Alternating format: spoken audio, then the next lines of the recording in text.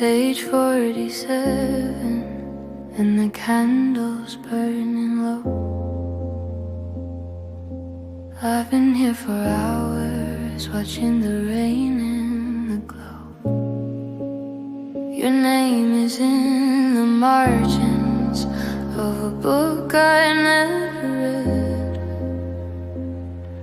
I keep returning to the things I never said. The clock says midnight, but it always lies to me.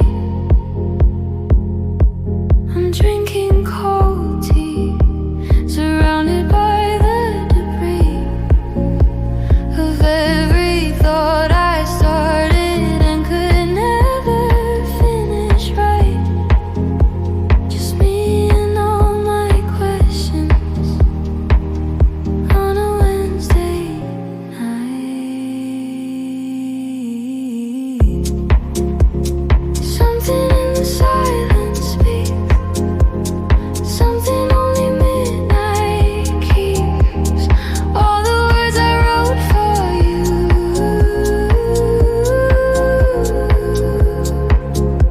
dissolve into the rain right through. We are the hours no one sees, the ones who stay when no one needs.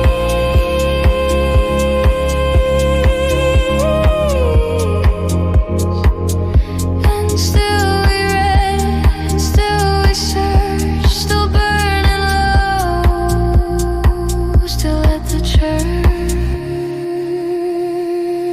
of Wednesday nights and candlelight.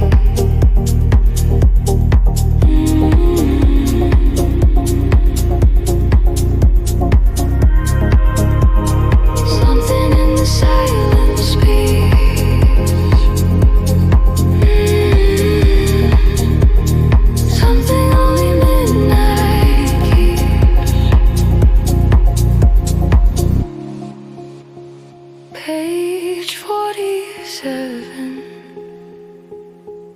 still here.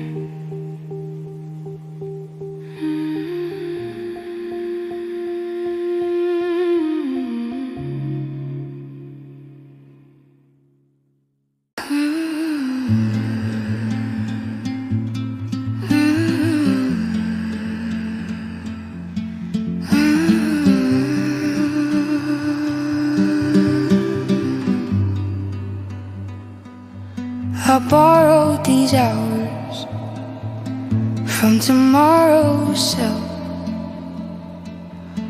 left my ambition sitting on the shelf.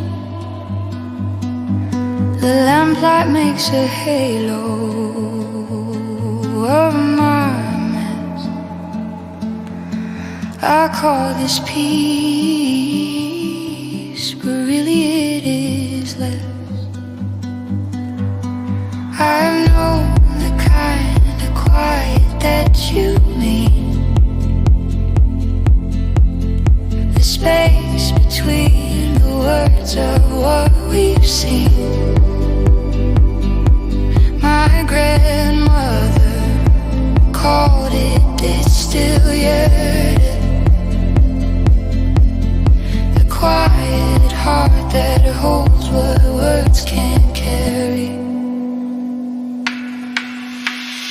Borrowed hours, borrowed light, borrowed from the middle of the night. We give them back before the morning comes, but for now they are entirely ours. Boy, I should be sleeping. Boy, sleep is overrated. Boy, I should stop dreaming. Dreaming's all we're made of. Borrowed hours, borrowed light, borrowed from the middle of the night.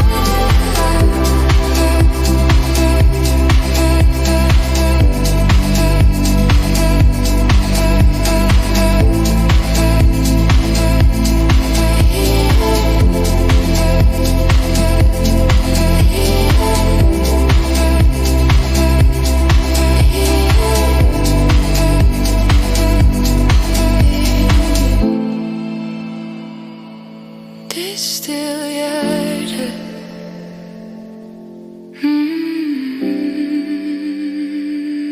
Distilled.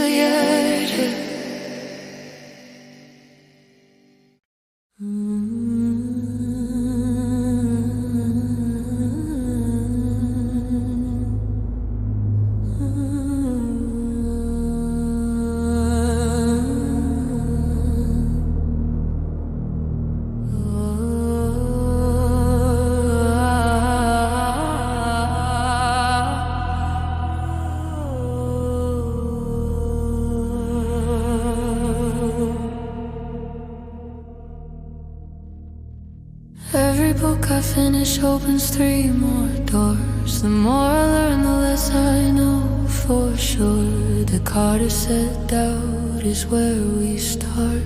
I've been doubting since the very start.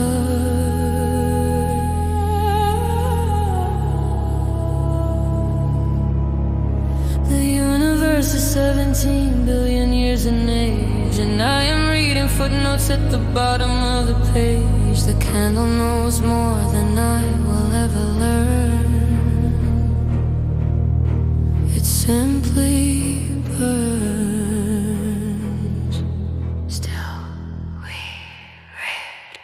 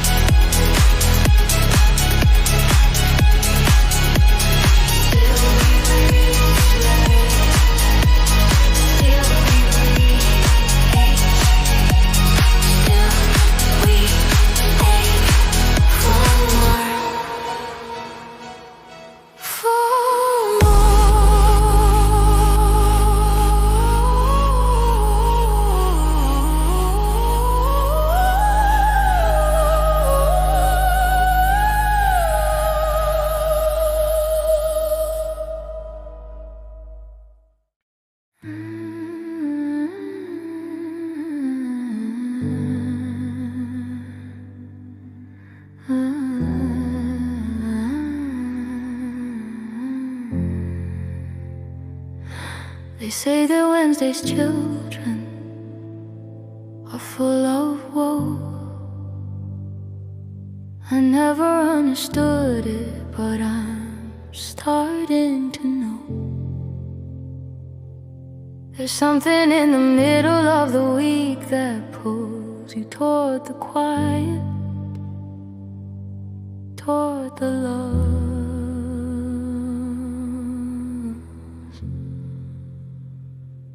I was born in the between, not beginning, not end, not the weekends promise, not the Mondays blend, just the hinge on which the week hangs still, the fulcrum point, the test of will.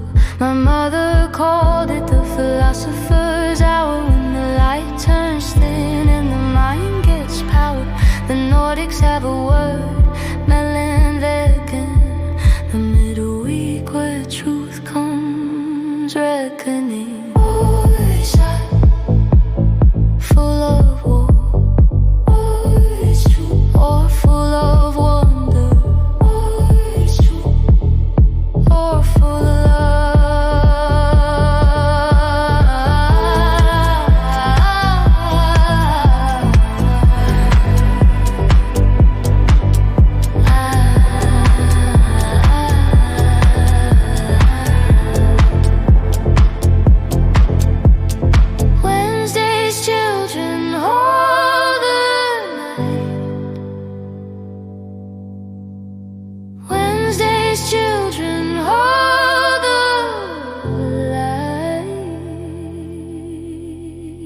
We are the ones who stay awake.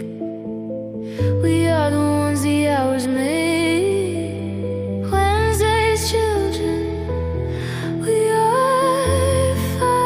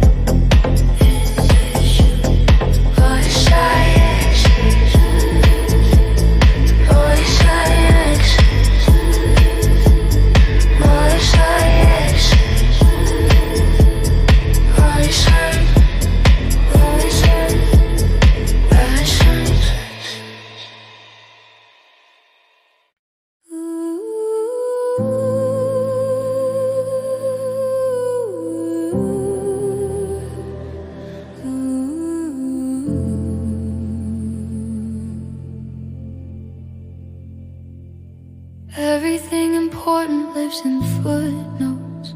The real story hiding below the line. The number at the edge of someone's sentence leads to where the authors lost their minds. I found your name inside a bibliography, a secondary source from '92. You cited someone's site in someone's theory, and somehow that citation led to me. We are footnotes in each other's stories, references that almost went unseen. But the footnote sometimes holds the glory of everything the main text couldn't mean. Voice I see footnote 37, where he admits he loved her, where she had counted all the things that matter. Voice I see footnote 37, where he admits he loved her, where she admits the same. All the things that matter live below the frame.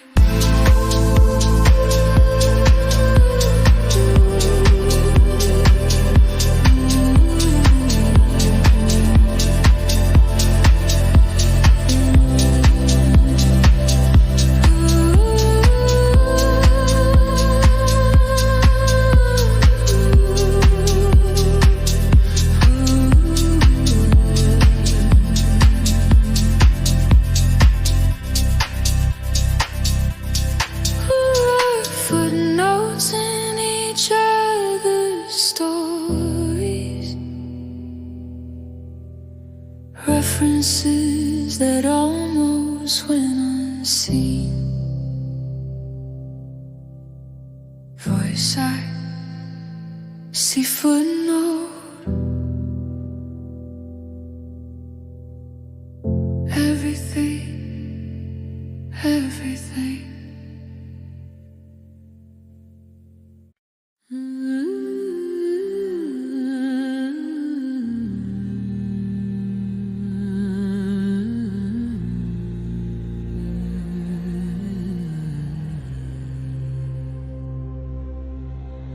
Someone wrote in pencil, this is wrong but beautiful. I've been staring at it since I found the book. The handwriting is soft and a little doubtful.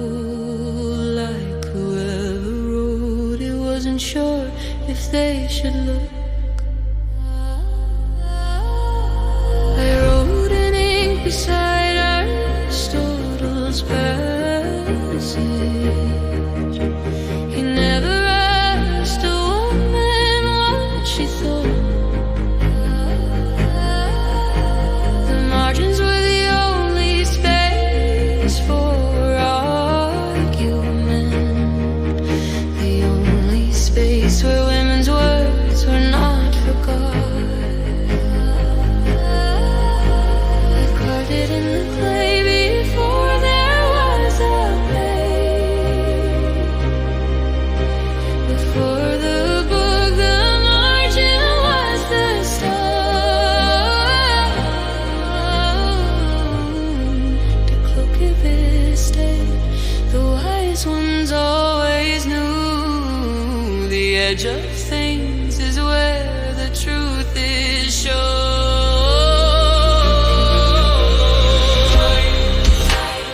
This is wrong but beautiful.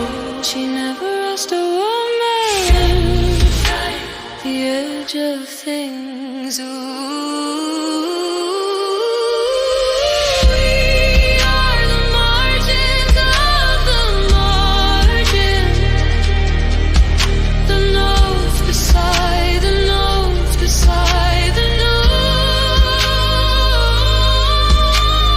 We are the ones who wrote in edges. We are the questions. We are the quotes.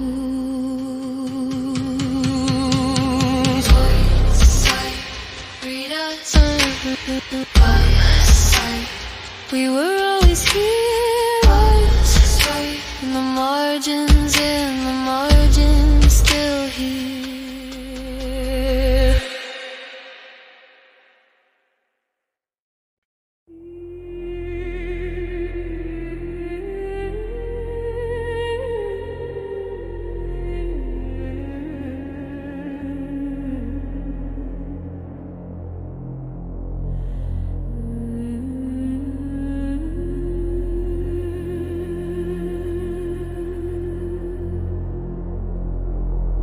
Force 3, the mind begins to wander from the page. Force 5, the rain begins to write against the glass. Force 7, something in the chest begins to age. Force 9, I cannot tell the future from the past.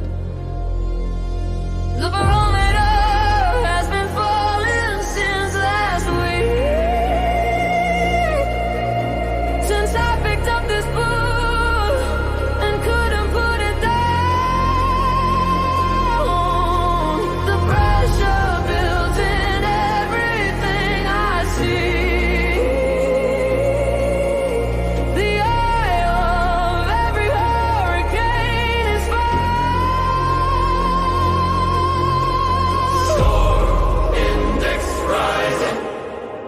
Pages turning white.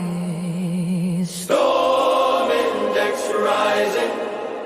Something breaks tonight. We are both for 12, complete destruction zone. But from the wreckage, something new is grown. Storm index.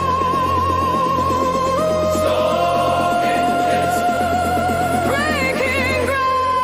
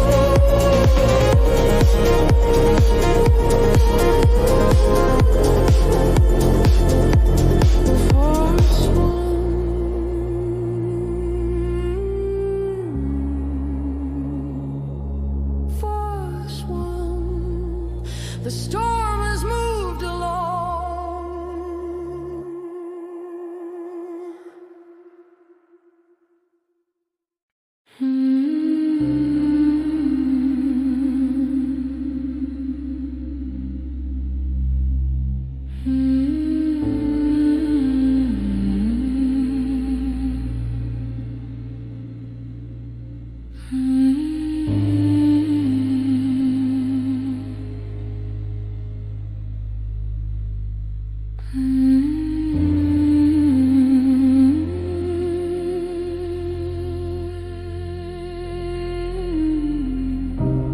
question says, explain in your own words what draws the mind toward things it cannot hold.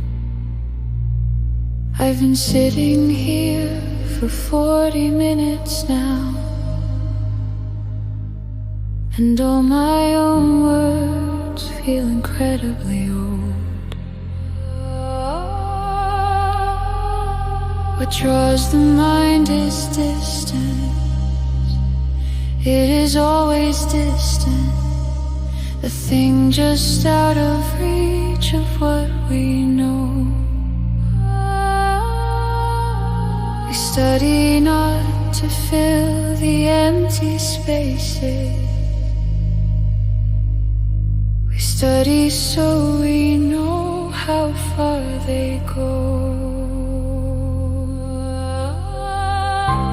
What's the point of mapping what is endless? What's the use of knowing that you'll never know? The point is in the asking, in the sitting at 11 p.m. with the rain. The point is you right now, still trying. The long answer is that you remain. The long answer is you. The long answer is stay. The long answer is the question that keeps you here and keeps you